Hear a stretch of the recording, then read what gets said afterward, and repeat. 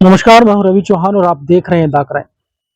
अपराध की दुनिया में कुछ घटनाएं ऐसी होती हैं जो पूरे समाज को आईना दिखा देती है।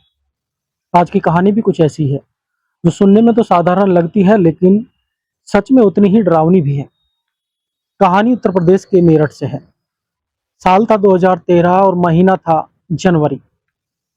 ठंडी दोपहर में करीब 12 बजे मेरठ की नौचंदी थाना पुलिस रोज की तरह अपने काम में व्यस्त थी। तभी थाने के फोन की घंटी बजती है। फोन करने वाली महिला ने खुद को एक अस्पताल का स्टाफ बताया और कहा कि हमारे अस्पताल में 23 साल की एक लड़की को संदिग्ध हालत में मृत अवस्था में लाया गया है। मामला गंभीर है, इसलिए आप लोग तुरंत पुलिस को भेज दीजिए। अब सूचना मिलते ही पुलिस अस्पताल पहुंच जाती है। अस्पताल की मोर्चरी में 23 साल की एक युवती की लाश रखी हुई थी। पुलिस डॉक्टरों से पूछताछ करती है तो डॉक्टर बताते हैं कोई साधारण मौत का मामला नहीं है। लड़की के गले और चेहरों पर चोट के निशान हैं। डॉक्टर बताते हैं कि हमें लग रहा है कि इस लड़की का गला या मुंह दबाकर इसकी हत्या की गई है और फिर इसको यहाँ पर लाया गया है। हालांकि असली वजह पोस्टमार्टम रिपोर्ट में ही साफ हो सकती है। अब पुलिस इस लड़की के बारे में पता लगाने का प्रयास करती है तो पता चलता है कि इस लड़की का नाम प्रीति था, जिसकी उम्र करीब 23 साल थी। मेरठ के शास्त्री नगर की रहने वाली प्रीति यूपीएससी की तैयारी कर रही थी। अस्पताल में जो उसको लेकर के आए थे उसकी बड़ी बहन नेहा और उसका दोस्त साकिब था।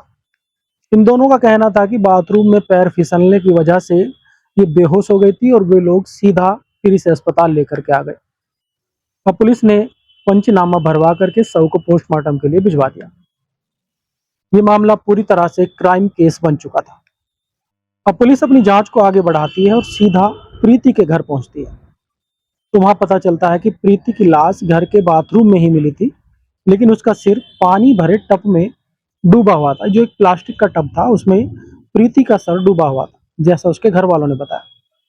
लेकिन हालात देख करके साफ लग रहा था कि इस हत्या को हादसा दिखाने की कोशिश की गई थी। पुलिस ने पूरे घर की बारीकी से तलाशी भी ली। फॉरेंसिक टीम को भी बुलाया गया, लेकिन मौके से कोई ऐसा सबूत हाथ नहीं लगा जिससे ये जाहिर होता कि प्रीति की हत्या की गई। पूरे मामले में सिर्फ एक वही प्लास्टिक का टब था जो संदेह के घेरे में था, जिसमें प्रीति का सर डूबा हुआ था। अब पुलिस घर वालों से पूछताछ करती है।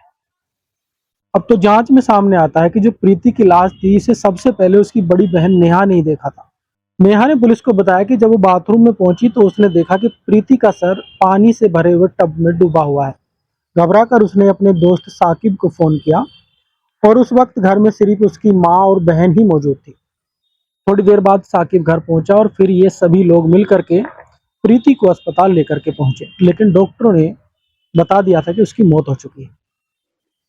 अब परिवार की बातों पर पुलिस को भरोसा करना तो मुमकिन नहीं था, इसलिए पुलिस ने सख्ती से इन लोगों से पूछताछ करने के बारे में सोचा। और थोड़ी देर में जब इन लोगों से सख्ती से पूछताछ की गई तो ये पूरी कहानी अपने आप साफ होती चली गई। दरअसल घटना के वक्त प्रीति के पिता भीम सिंह भी घर में ही मौजूद थे, जो इस बारे में अभी तक परिवार वाले नहीं बता पा रहे। प्रीति के जो पिता थे भीम सिंह, वो ओएनजीसी में इंजीनियर के पद पर तैनात थे। पुलिस को जांच में पता चला कि जो प्रीति की हत्या की जो असली वजह है वो कोई और नहीं बल्कि उसकी बहन का दोस्त साकिब था। दरअसल साकिब नेहा का दोस्त हुआ करता था, लेकिन नेहा की शादी के हो जाने के बाद उसकी दोस्ती नेहा के बाद उसकी छोटी बहन प्रीति से हो चुकी थी, इसलिए घर में आना जाना उसका लगा रहता था। लेकिन जो प्रीति के जो पिता थे भीम सिंह, उनका बेटियों का साकिब से दोस्ती रखना पसंद नहीं था। वो अक्सर इसका विरोध करते थे और ये कहते थे कि साकिब को घर में ना घुसने दिया जाए क्योंकि वो उन्हें पसंद नहीं है। लेकिन माँ और बेटी ये मिल करके क्या है, पिता की बातों को दरअसल लगातार नजरअंदाज करती थी, उनकी बातें नहीं मानती थी और उनके कहने के बावजूद भी, उनके मना करने के बावजूद भी साकिब का घर में लगातार आना जाना था। इस मामले में जो माँ से पूछताछ की गई तो उसने बताया कि उसका ये कहना था कि नेहा की शादी कुछ दिनों बाद होने वाली थी और नेहा की शादी होने के बाद उसका मानना था कि साकिब जो है अपना आप ही घर आना जाना छोड़ देगा, लेकिन ऐसा हुआ नहीं। नेहा की शादी के बाद साकिब की दोस्ती अब प्रीति से हो चुकी थी और अब वो जैसा पहले आता था लगभग उतना ही घर में उसका आना जाना लगा रहा। और इसी बात को लेकर अब भीम सिंह का पत्नी और प्रीति यानी कि जो छोटी बेटी है उससे अक्सर झगड़ा होने लगा।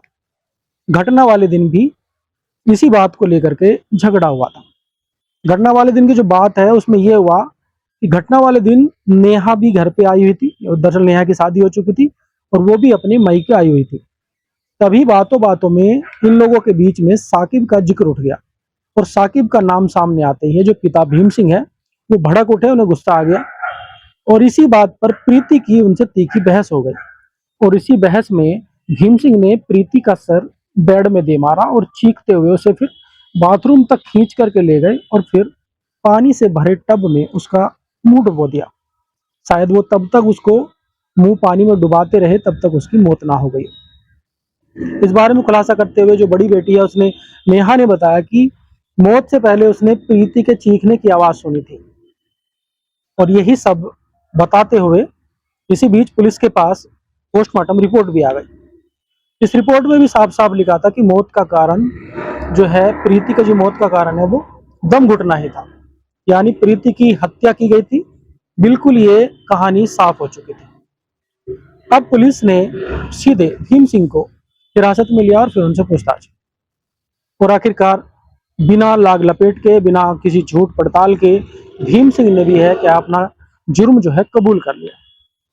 अब भीम सिंह ने जो पुलिस को बताया कि इस तरह के आवारा लड़कों का घर पर आना जाना उन्हें बिल्कुल भी पसंद नहीं था।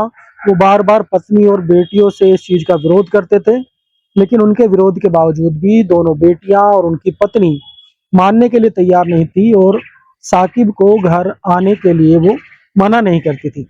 और यही वजह थी कि इसे घटना वाले दिन गुस्सा ज्यादा आ गया और इसी गुस्से में उसके हाथों से जवान बेटी की मौत हो गई। ये सब कहते हुए भीम सिंह के चेहरे पर फिलहाल कोई पछतावा नहीं था। देखा जाए तो इस कहानी में सक्की सुई लगातार साकिब के ऊपर घूमती रही, जबकि सच्चाई ये थी कि साकिब प्रीति को सिर्फ एक अच्छी दोस्त की तरह मानता था, क्योंकि उसकी बड़ी बहन उसकी दोस्त रह चुकी थी और वो छोटी बहन को भी एक अपनी दोस्त की तरह ही देखता था। इससे ज्यादा कोई रिश्ता इन दोनों के बीच में नहीं था। प्रीति के साथ साथ उसकी बड़ी बहन नेहा और माँ भी आखिरी वक्त तक पिता को ये समझाने की कोशिश करती रही कि प्रीति के साथ साकिब का कोई आपत्तिजनक रिश्ता नहीं है, लेकिन पिता की सोच कहीं और ही उलझी हुई थी।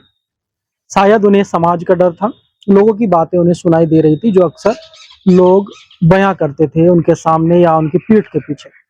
और इसी डर की वजह से उनकी समझ पर पर्दा डल चुका था और आखिरकार उसी पर्दे की वजह से, उसी सामाजिक सोच की वजह से एक होनहार बेटी की उनके हाथों जान चली गई।